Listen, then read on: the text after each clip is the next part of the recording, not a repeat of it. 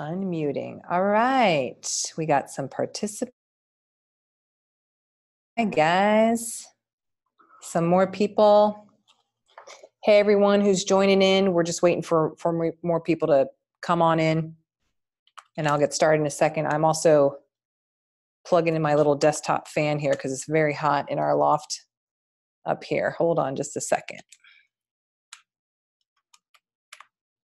There we go. Fan is on.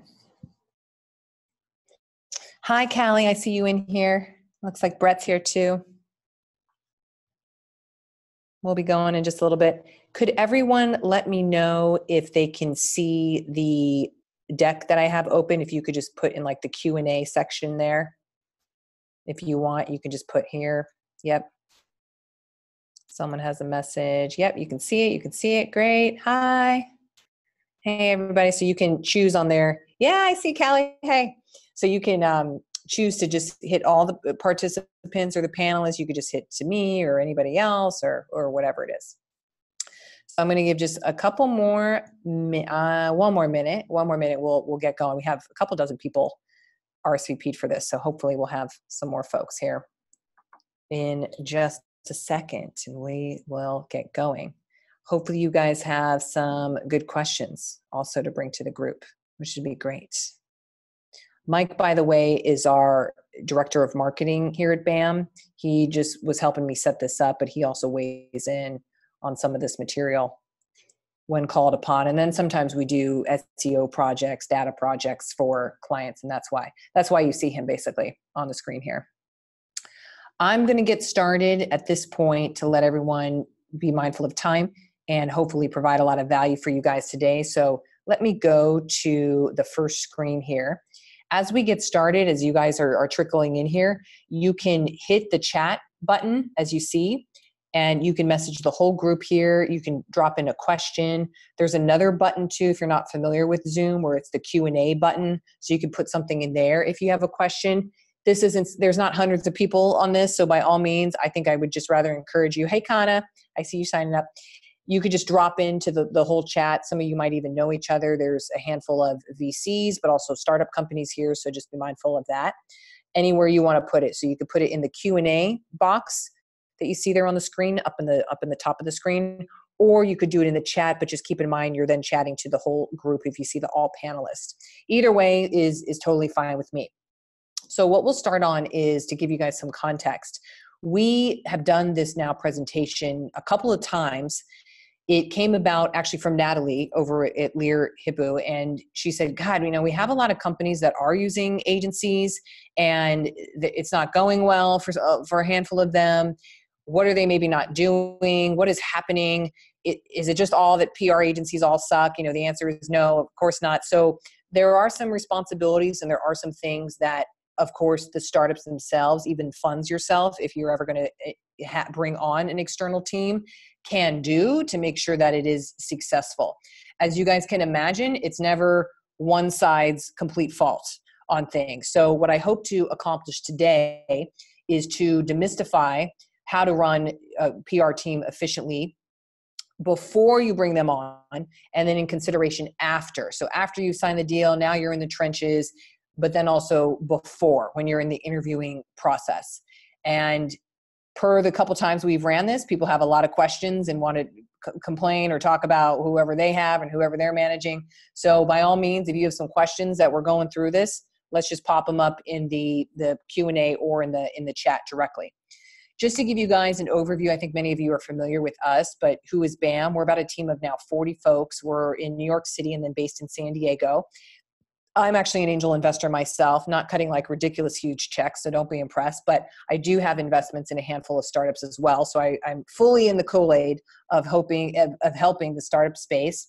We're also really obsessed with data. So all of our reporting is top of the element, top of the industry that you can get currently in the market, which means we spend a lot of dollars investing in and buying these tools that truly cost hundreds of thousands, 50,000 and up a year. a lot of our clients, they're usually Series A, Series B funded companies, are not going to spend $20,000 on TrendKite, for example, or $10,000 on Cision as a database. So that is one benefit of working with a team like ours, which is primarily data focused, because we're rolling in all those great tools to our customers, to our clients directly, and now they don't have to spend that level of expenditure for themselves. A little bit more, as you guys know, several of you are VCs yourself, we spend a lot of time helping our companies raise a lot of money. So I think we're now at like 1.2 billion or something. So we got to update that. But we do work with and follow up with and have dinners and see coffees. And you guys know a lot of VCs. And we also are champions of the diversity. I think we're up to now 27% on that front. So that's just good. That's just a little FYI. Context on BAM, just so you have it. So 4 questions to ask in the before segment. By the way, I will be sharing this afterwards via a link so you can have this actual deck. This is great for you to hand off to any company that you're working with, a startup, and says, oh, well, we're hiring agencies right now. What should we ask them? What should we do? Okay, well, here are really 4 critical questions that you want to consider, even if it's someone like a freelancer. So sometimes they're not coming to a group like BAM or beyond, a team with hundreds of people. It may just be a one-off freelancer, part-time person, something like this. These are the real critical questions we have seen, tried and tested, that are critical to ask. So before you hire, here's what we suggest to get a real understanding of expectations. By the way, this is actually in an article. I'll click it here real quick on Ad Age. Oh, I don't think you guys get to see the share of that. If you click that link there on Ad Age, you'll be able to see a full written article about this exact topic. So all these questions are covered in there. So I'm going to spend some time now explaining these so that it's very clear on what these actually mean in full context. Again, go ahead and ask the questions as they come up. So first thing, how much time do you need from me every week? Me being the CEO, the founder, if they're going to run the PR team, which is a little bit dangerous, I have to admit sometimes, we do see that as a flag potentially. I'll talk about that in just a second. Or me being the CMO, director of marketing, senior vice president marketing, whomever is going to be basically working with this agency freelancer. The reason you want to ask about the time is because we all have, of course, expectations, and sometimes we have expectations on what amount of actual physical time it's going to take to be successful for this agency. I bet most of you know, like, it's not like something like SEO, I plug in a bunch of stuff and I just see it in 6 months, it's working, it's not, oh great, there it is. No, we really do need a lot of time. We ask typically for a once a week meeting that's maybe 30 minutes, 20 minutes of a catch up, what's going on there. Here are our updates here. Probably we do say 4 hours, 5 hours typically in a week. It can be more if there's a big piece of news launching or something going on. So we like to put that on the table just to founders of like, hey, are you prepared to spend, 20 hours in a month working with us, getting us things, getting feedback, doing an interview, prepping for an interview, all these things? If the answer is no, then one, you should not do it. Or in other words, you should not be that main point of contact, or just don't do this at all if you have no one else who can really handle this relationship, because we need to be fed a lot approvals and responses, and can you get on this interview, and can you get on this call, and all these good things. So we like to really make sure that this is crystal clear to a lot of folks. The reason I mentioned the founder constraint or the founder red flag is that on occasion we have founders, you guys can imagine this, we have founders who go, yeah, I really want to do this. It's going to be great. And I'll do anything. I'll get back to you. And then, they're fundraising. They got to deal with this client. They're trying to build this. And so it becomes a problem with how much time they can actually dedicate to us. So we like to be real upfront about this question on, hey, here's how much time it's going to take for us to run. By the way, you should run for the hills if you hear anybody who says agency, freelancer, like, oh, just once a month, we just touch base, half an hour, that's all I need from you. Like that is so false and so incorrect that doesn't seem like a very solid firm or freelancer agency if that's truly what they're requesting. Not good. Next thing is, well, how quickly do you need me to respond? And also for obviously non-pressing issues. A lot of times we have things that need, hey, we need your approval. We need you to look at this. Is this correct? We're submitting this award. Is everything good to go? We want to basically have the approval to go, yep, stamp of approval. That's correct. We nailed it. Wonderful. Or, hey, this piece of content came out. Here's the link. Here's the hashtags for tagging the correct people on it. And we need you to put that out through social. So we like to emphasize with how quickly you need to respond. Yeah, within a day, a lot of times. Sometimes it's a couple of days. Let's say we have a media list that we need to get approved, but it's typically not stuff where we go, 3.5 weeks from now, that's fine. That's typically not the timeline. So again, if this person or team founder is not prepared to respond in that appropriate time, move on, because you're just not going to be able to do this.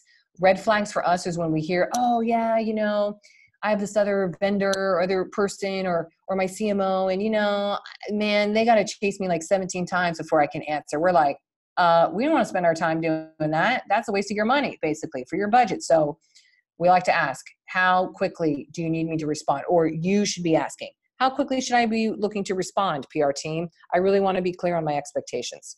Okay, next one. Who else do you need access to?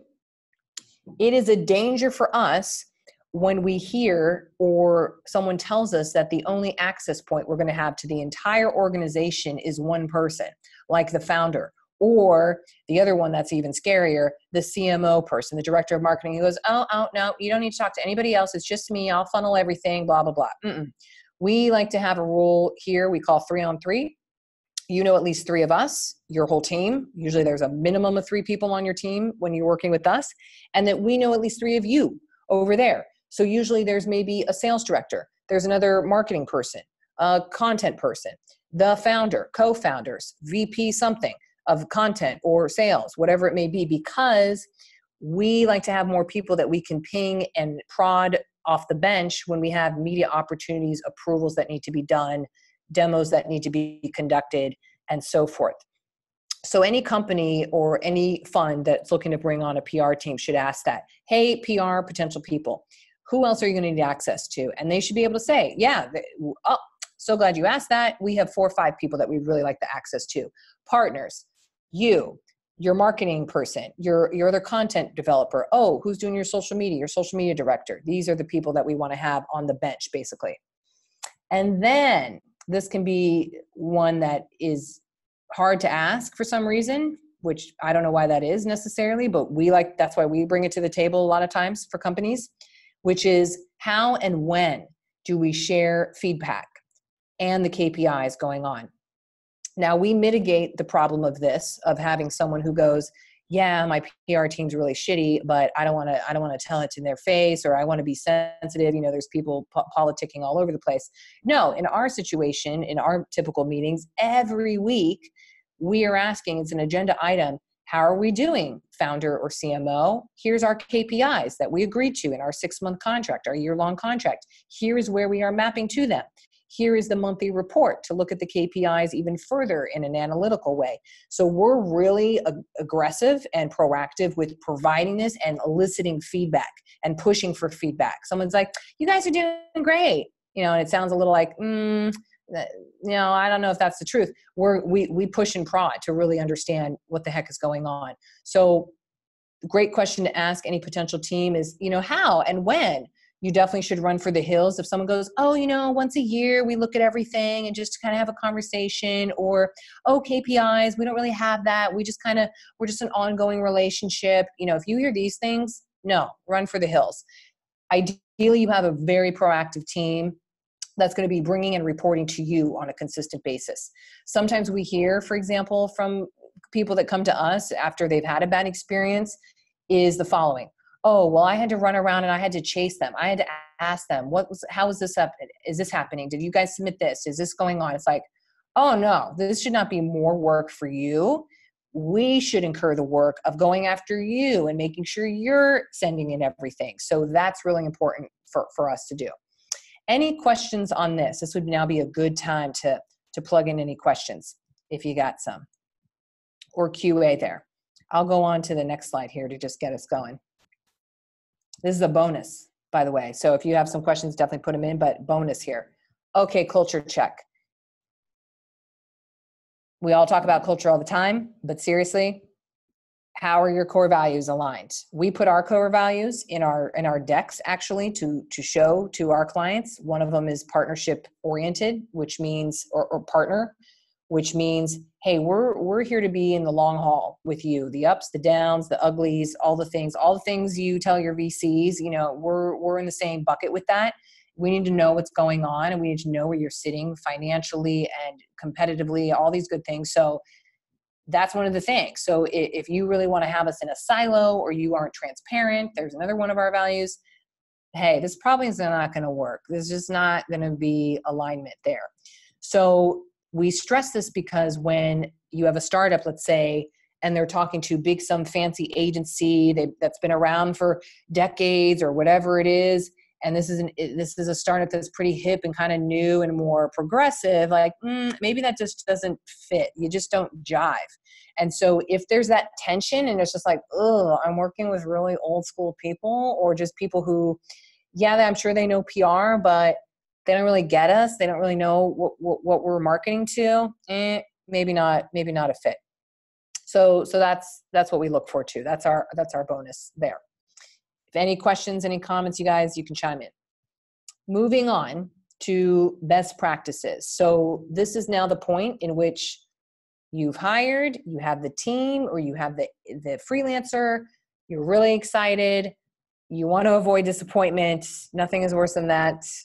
I think we all know that. So here are the ways in which you can avoid the disappointment and avoid a situation where you're going to come to us and say, hey, we made the wrong choice, and can you guys help us now, and blah, blah, blah. So we want to do that. And then we have a bonus point for this too. Okay, so after you hire, by the way, this should be in place if they don't do this. We do all of this, just to let you guys know, BAM does this already, so you don't even have to think about it. But these are the things, but also maybe a red flag, but these are the things you can implement yourself as the CEO, the CMO, whomever, if they are not being brought to you by the agency or that freelancer. 1, managing the channels of the communication. Just setting up and saying, hey, client, I'm the client. Hey, I'm the client. You know what? I live on Slack. Everything's on Slack, so we got to be on Slack. That's the best way to get a hold of me. Never send me an email. My inbox has 900 emails in it. I'm just saying, something like that. Other people have different all types of channels. We have clients. Some of them want to text. Some of them want to be on WhatsApp. Some of them, it doesn't matter. We don't care. We just want to know where are the right channels to get a hold of you, and then how often, how frequently we should be on there. So for us, we're typically talking to our clients every day. Most of them exist on Slack, and every day on Slack, we're saying, oh, hey, pinging you for this. Hey, making sure you got this approval. Are you prepped for this call? Blah, blah, blah. So it's constant from us. That goes back to the time question that we talked about earlier. But we know exactly where and how to get to you. You want to avoid a situation here, and this is unfortunately like a common gripe that we hear of, oh yeah, I had this agency and they just didn't communicate with me. And then the agency's like, well, yeah, we emailed you 4 times. It's like, well, but if that founder, that CMO doesn't like email or doesn't really respond quickly to email, then you're clearly using the wrong channel.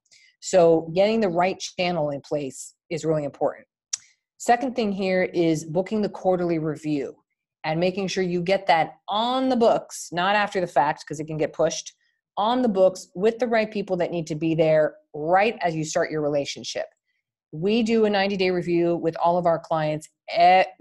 We don't care. The ones who've been around 2, 3+ years, still every 90 days, we're showing up, ideally in person, and we're reviewing and showing, hey, here's what we did.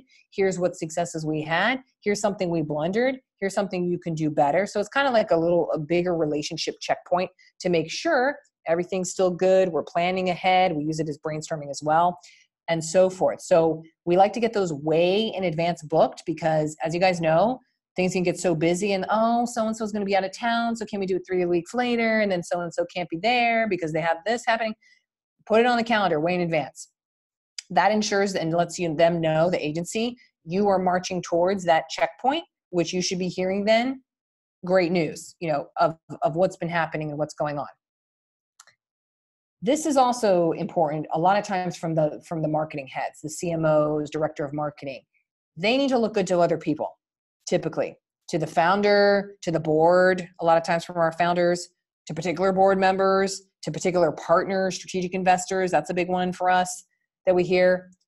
Tell the agency, tell the freelancer, hey, this is who we really need to impress. However you can make me look good is great, but we need to make it look good to these people too. So we like to know who those people are. We're like, who are the board members? We're going to write their names down. Who are they? We want to know.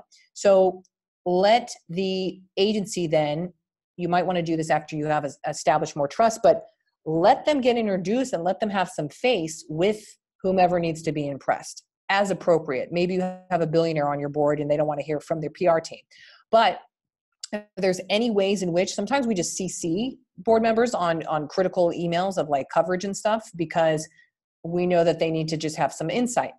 So let the PR team do that, have that insight and touch point into those people that need to be influenced, because then we can help PR you, founder, CMO, director of marketing, whomever it is, partner at the VC fund that needs to tell LPs, whatever.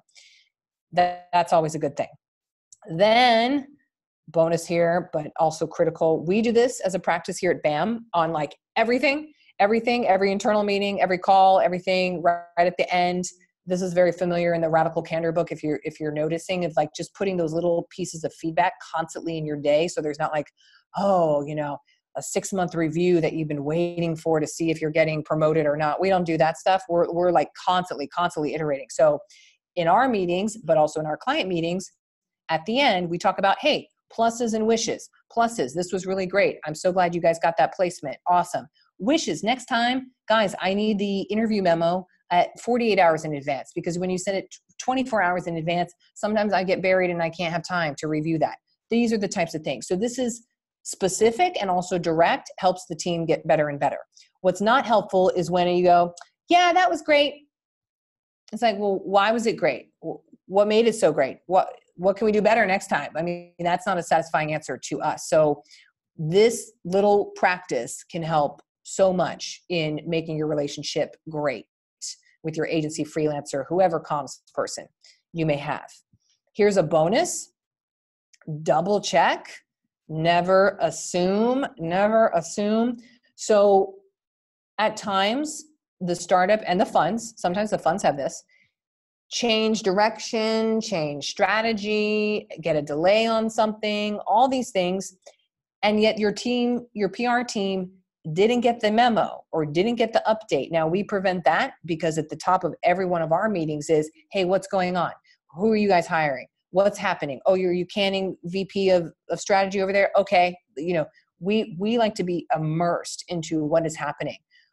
But if that's not happening in the regular scheduled agendas, keeping this up and making sure that that team knows, your extension, your PR team, your agency, whomever, of what's happening so that there isn't any assumption. In other words, they're not out pitching because they're like, oh yeah, SMBs, that's what we pitch.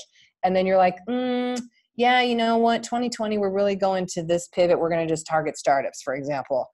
Okay, well, that's a huge pivot in strategy. So it sounds so basic, but sometimes we see that this happens where the team just really wasn't informed of like the direction now suddenly the startups, typically startups, is taking. And then it's like, well, anything they get or are producing is kind of a waste. So we don't want to waste time. We don't want to waste money. And having them be on point with what the goals, the missions are, or the mission is essential. Q&A. That's it, guys. This is a quick one. This is what happens when it's in like a webinar format instead of like the in-person where people are asking us a gazillion questions. So with that, I'll actually go to this last one. Here we are. That's my email, as you guys know. I'll wait just here for a minute to see if there's anyone who wants to pop in a question or a chat, if you do. But otherwise, you guys know where to find me. So I'll wait just 1 minute to see if there's anything that wants to pop in here. If there's anything. Okay. All right. Well, guys, I'm going to wrap it up then from here. I will send this to everyone just who attended here today. And by all means, if you need to reach out to me, there's my email address and feel free to reach out. Thanks, everybody.